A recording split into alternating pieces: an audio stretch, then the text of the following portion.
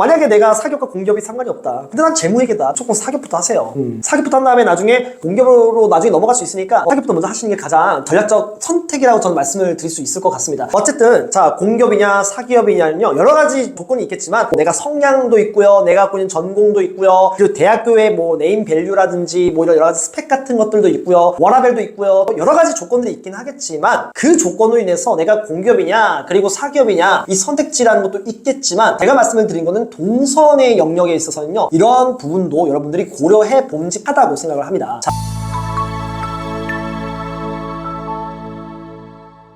자, 얼티밋의 주영태입니다. 자, 오늘은 공기업과 대기업 어떤 걸 제가 준비하는 게 좋을까요? 라고 이런 많은 질문들이 좀 들어와서요, 이걸 주제로 좀 이야기를 해볼까 합니다. 굉장히 조금 별로 그렇게 건드리고 싶었던 주제는 아니에요. 왜냐면 좀 복잡해요, 이게 사실상. 그리고 조금 이제 오해도 있을 수도 있고요, 이 부분에 있어서. 그래서 제가 조금 어느 정도 기준을 좀 드릴까 합니다. 공기업과 대기업, 사기업 어떤 걸 선택하는 게 좋을까? 자, 우선 아마 24살 또는 23살 또는 25살, 남자 나이로는 약 26살 또는 27살 정도쯤 됐을 때 내가 이제 진로를 선택하는 데 있어서 공기업을 먼저 할까 또는 대기업을 할까, 뭐 직무를 어떤 거 설정할까, 여러 가지 이제 고민을 하게 된다 이거죠. 가장 먼저 일단 중요한 것은 뭐냐면은 공기업이냐 대기업이냐 이걸 떠나서 일단 직무 자체가 먼저 중심이 돼야 되는 게 맞아요. 사실상 공기업과 대기업은 준비하는 방식 자체가 좀 많이 다르거든요. 물론 이 그 준비하는 방식과 또는 각각의 공기업과 대기업이 갖고 있는 여러 프로세스, 평가 프로세스들이 나하고 맞냐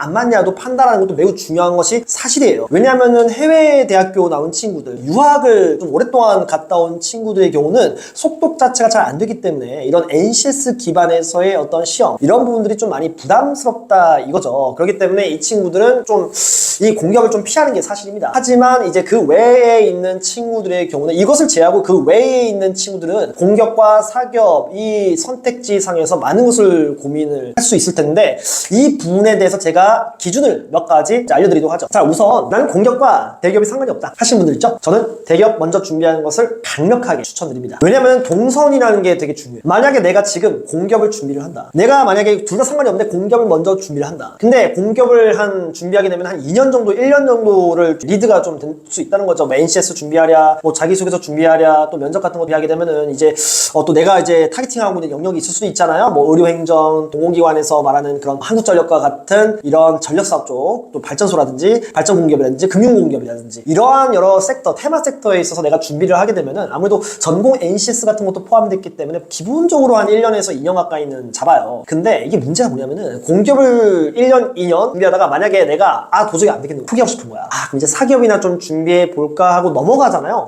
그러면 좀 문제가 있는 거예요. 왜냐면은 여성 기준입니다. 24살 정도 졸업을 한 다음에 2년 정도의 공기업을 준비한 다음에 안 되겠다 해서 사기업으로 넘어가려고 하잖아요. 그러면 26 또는 27살이 되는 경우도 많아요. 그러면요, 공기업은 블라인드지만 사기업과 중견기업, 대기업 이런 사기업 형태는요 블라인드가 아니에요. 즉 나이 조건 자체가 합격 룰에 있어서 어느 정도 영향을 준다 이거예요. 즉 뭐냐면은 공기업을 지금 어렸을 때 24살 때 내가 결심을 하게 되잖아요. 그러면은 웬만하면은 사기업으로 넘어올 생각을 아예 안 하시는 게 좀 좋을 것 같아요. 즉 무슨 뜻이냐, 배수진을 치란 얘기예요. 공기업을 하다가 사기업으로 나중에 전환을 해버리게 되면요, 그렇게 좋은 결과가 많이 없어요, 주변에. 여러분도 아마 보셨을 겁니다. 공기업 준비하다가 안 돼가지고 사기업으로 넘어가게 되면 취업 결과가 그렇게까지 좋진 않죠. 아마 옆에서 많이 보셨을 겁니다. 그래서 이런 부분들에 있어서 여러분들이 조금 동선을 잘 잡아야 된다는 거예요. 자, 그래서 사기업을 하다가 잘 안 돼가지고 공기업으로 넘어가는 거는 괜찮아요. 왜냐면 공기업 자체가 블라인드이기 때문에 나이 조건 자체가 영향을 받지 않단 말이에요. 사기업 하다가 플랜 B로 공기업을 갈 수 있어요. 그럼 괜찮아. 근데 공기업을 하다가 사기업을 넘어갈 생각을 하고 있다? 안 하시는 게 좋습니다. 처음부터 공기업을 준비하겠다고 결심을 하게 된다면 공기업 무조건 돼야만 합니다. 자, 근데 여기서 조금 제가 스킬적인 거를 하나 팁으로 알려드릴게요. 자,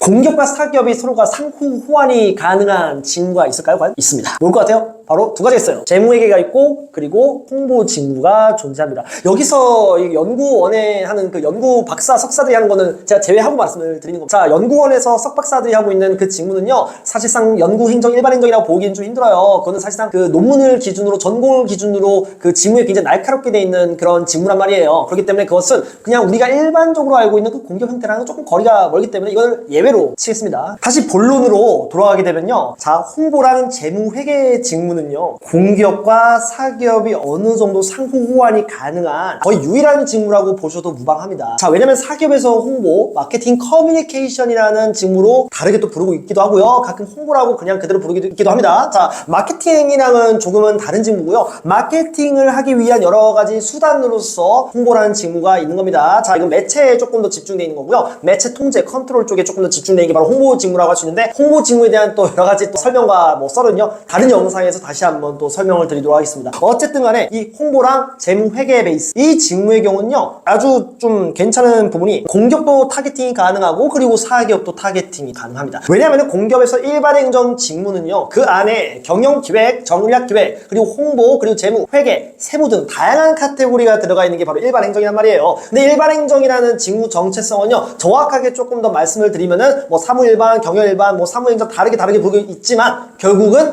재무 회계가 가장 기본적인 단위 베이스라고 말씀을 드릴 수 있을 것 같습니다. 왜냐면 경영지원 자체가 사실상 재무회계를 모 계열로서 베이스로서 잡고 있는 거거든요. 왜냐면 경영지원에서 보면은 HRM이란 게 있죠. 인사. 이 녀석도 보면은 급여회계라는 게 있거든요. 그쵸? 경영기획의 경우도 이런 재무 펀더멘탈 또는 재무에 대한 여러 가지 정보를 가지고 또 회계 정보를 가지고 경영적인 전사적인 의사결정을 하는 게 바로 경영기획이고요. 전략기획도 마찬가지입니다. 그렇기 때문에 이 재무회계를 기반으로 하는 것이 바로 경영지원이고요. 이것은 기가 막히게 재무회계 자기소개서를 만들어 놓고 보니까 기가 막히게 공기업 일반행정도 잘 들어가요. 따라서 여러분들이 재무회계 자기소개서를 세팅을 하잖아요. 그러면은 공기업 일반행정도 굉장히 잘 들어갈 수 있음을 여러분들이 어느 정도 인지를 할 수 있을 것입니다. 게다가 자격증의 경우도요, 굉장히 많이 겹쳐요. 공기업에서 우대해주는 자격증, 사기업에서 말하는 재무회계에서 우대해주는 자격증, 양쪽이 좀 비슷하단 말이죠. 그래서 재무회계는 좀 그런 부분에서는 굉장히 안전한, 좀 밸런스가 있는 균형 잡힌 직무라고 저는 좀 말씀을 드릴 수 있을 것 같습니다. 하지만 홍보 직무의 경우는요, 조금 캐파가 작아요. 공기업에서도 홍보 직무 많이 나오진 않아요. 자, 대기업, 사기업, 중견기업에서도 홍보 직무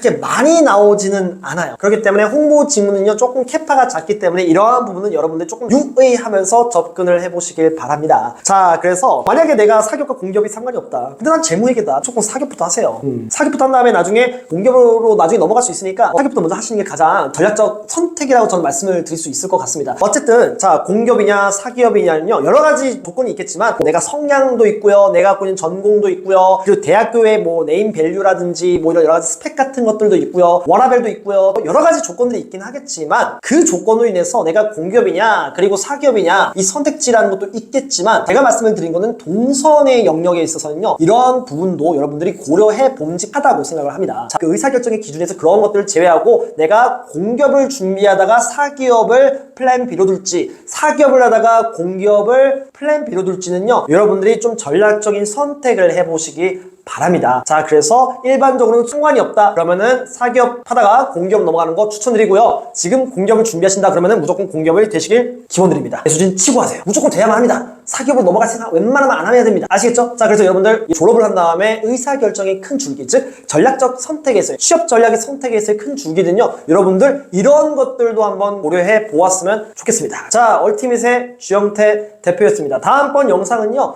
저희 직무에 대해서 한번 얘기해 보도록 하죠. 자, 감사합니다.